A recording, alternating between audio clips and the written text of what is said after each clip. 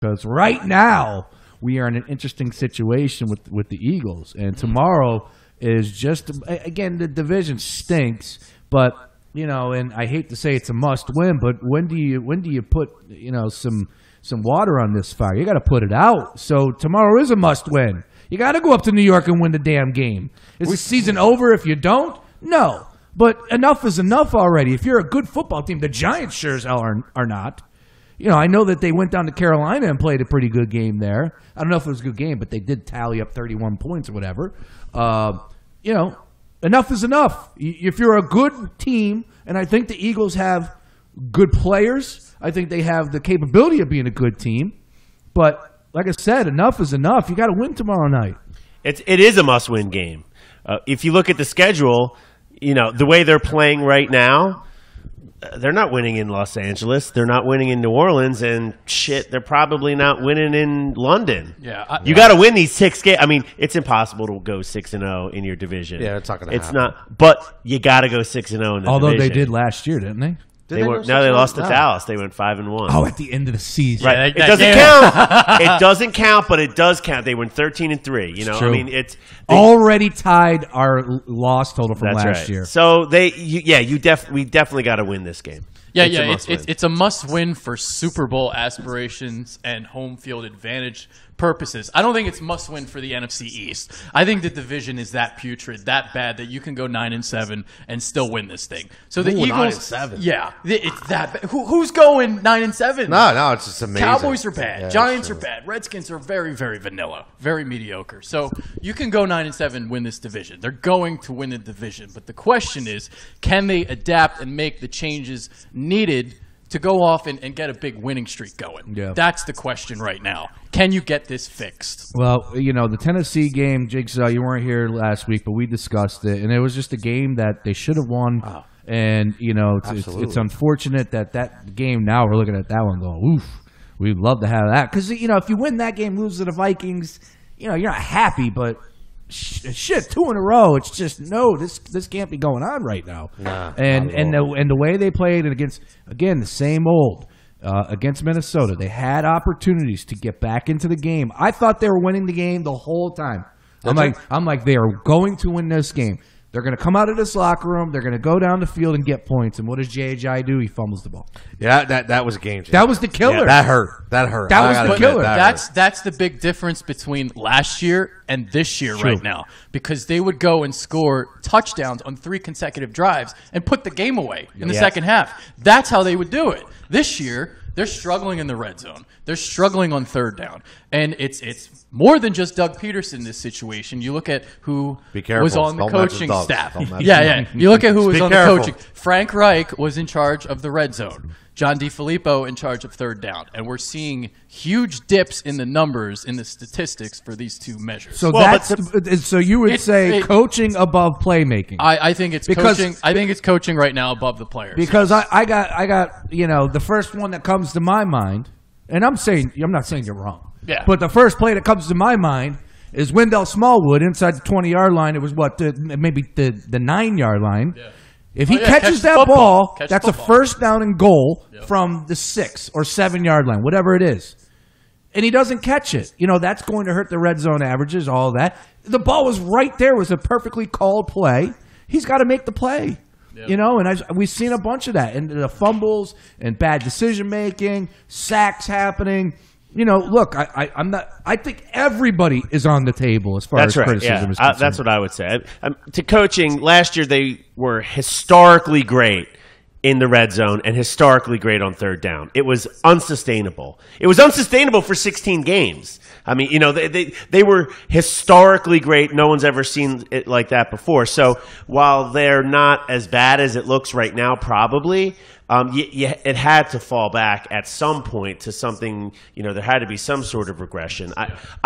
The coaching. When I say that I don't think it's coaching, it's definitely coaching. But because those two coaches left, if those coaches were still here, my belief is that those numbers would come down a little bit.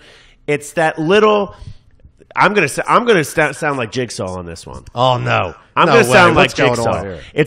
it's that thing that can't be measured on the stats sheet. Last year, they needed a stop on third down. They got the stop on third down. Last year, they needed a intangibles. It's just the intangibles. And so, some of that is luck. The ball bounced their way quite often. They don't have any turnovers this year. They're not converting on the third downs. And that stuff I can handle because those are things that you can't control. But the penalties, the drop balls, the coaching decisions, or I don't even mind the coaching decisions, but when you explain away, we did run it in the first. You didn't run it in the first half. You didn't. Yeah, you didn't run it in the first half. I'm going to get into that in a second. You didn't run it in the first half. Yeah. And if you didn't, for whatever reason, you said, "Yep, you know what? If we went back and looked at it again, probably would have wanted to call a couple more runs." And then I'm okay with it. It's like, I'm okay with mistake. It's the going back and we need to change this, and that probably would have been a good idea. It's the arrogance that he went about it.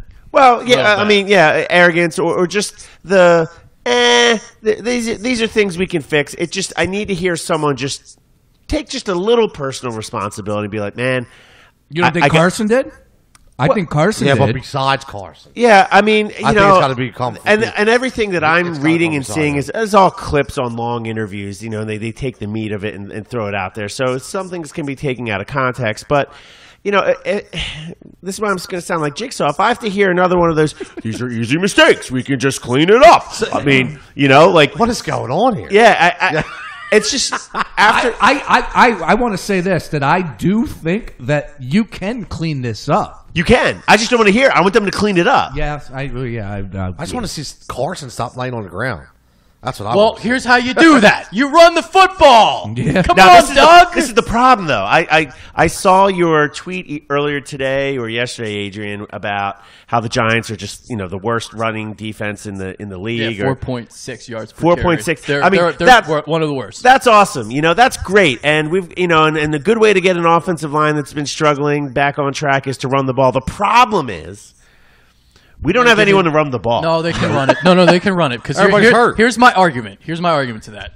Remember the Packers between the Mon Green and Eddie Lacy era when they would throw anyone back there and they would run the ball effectively. Whether it was Brandon Jackson, Najee Davenport, Sam Congatto, if you remember him. I remember him. It didn't matter. It didn't matter. And I'm going to keep going. You would pick those guys up too because they would produce. That's what I'm saying. He was on my face. Top five running back hashtag. So right now, We'll get to that. now, as we talk about these running backs, the only one that's not averaging 4 yards per carry is Darren Sproles. So there's no bell cow back on the roster. So that's where you're right. Corey Clement. Well, okay. Gotta stay healthy, that's though. another Gotta stay argument for healthy. another day. Yeah. Right. But this offensive line is consistently generating 3 to 4 yards of push each and every snap. So it does not matter who you put back there. Sure, if you have like a Le'Veon Bell, he's going to average, say, over 5 yards per carry. But these backs right now, they're averaging 4.4. That's not bad. I got at a all. jigsaw theory. Go ahead. And I know this is honest. Brace And for it, people. I really Brace want you for guys' it. honest opinion here. Oh, well, you'll get it. Yeah. Oh, I'm sure. No, this is not crazy or ridiculous, but so do you think? So with Nick Foles and Adrian, you might be able to help me here because you're a stat guy. Did they run the ball more when Nick Foles in the first 2 games? I'd have to 'cause check I that, have a but I feeling they would say did. yes. So my theory is, so Doug comes in knowing that Carson does do a lot of audibles at the line, right? He does do a lot of different formations. So do you think maybe Doug is saying he did want to run the ball, but he's afraid to call it as much with Carson because he doesn't, those backs that are in there can't pass protect. So if he goes to a pass protection play, that he's going to get his quarterback killed anyway? Like, do you think maybe that's, it's just a theory, because nothing else to me makes any sense. All of a sudden now he's not going to run the ball. It just doesn't make any sense. You know why? Because he has Carson Wentz, who's one hell of a damn quarterback, but I'm just and saying, he wants to sling it. You still ran it last year, even with Carson Wentz. Yeah. Well, the way that they had success is they play from the inside out, and right now they're playing from the outside in. They're trying to throw to set up the run, but they're getting behind, and they're not running the ball. They should be running right from the start. So you talked about the first half thing, right? And I got the numbers. So Doug Peterson running the ball only 36% of the time this season. That's 22nd in the NFL. In the first half of games this year, 150 snaps, only 46 design runs. That's 30.6 of the time. Damn. So they are not establishing a running game early on. And he claims that they're and he always claims that- battling. They're yes. they're And he down. claims- yeah, it's bullshit. Yeah. I called him out on his press conference. I got more subs on the YouTube. So good Got more for me. subs? Got more subs. Were than you me. Wait, Scum- you you called him scumball? out? You called him out on YouTube? Did you get I called him out on the scumball? YouTube. You scumball? I You were a didn't get scumball too? I didn't get a scumball though. So So got the I'm not up to his level in terms of the scumballness. if but- you're on YouTube, make sure you subscribe to well, I Bill did put the Birds. video up on the PI Nice. last night, so Yes, I put it up on the subs. Facebook. Beautiful. But it comes back to that, running the football. And if you run the football and it's consistent, that's going to set up the offensive line and pass protection. That allows them to get into a rhythm. It allows them to build their confidence because they are a lot better in run blocking. That's their strength. That's what they like to do. They like to get after it. That's what the solution is. I like It to get sounds after it so 'cause simple, I just- but it I is. feel like I'm living a nightmare, man. I feel like Yes. I just had like a bad one night stand, and I woke up and Oh, and- stop it. Listen, You've never had a one night stand. it was 20 years ago, bro. But Talk from a perspective you're familiar this with. guy. Come on, Jigsaw. But no, seriously. Listen, this Adrian. I think you said it right.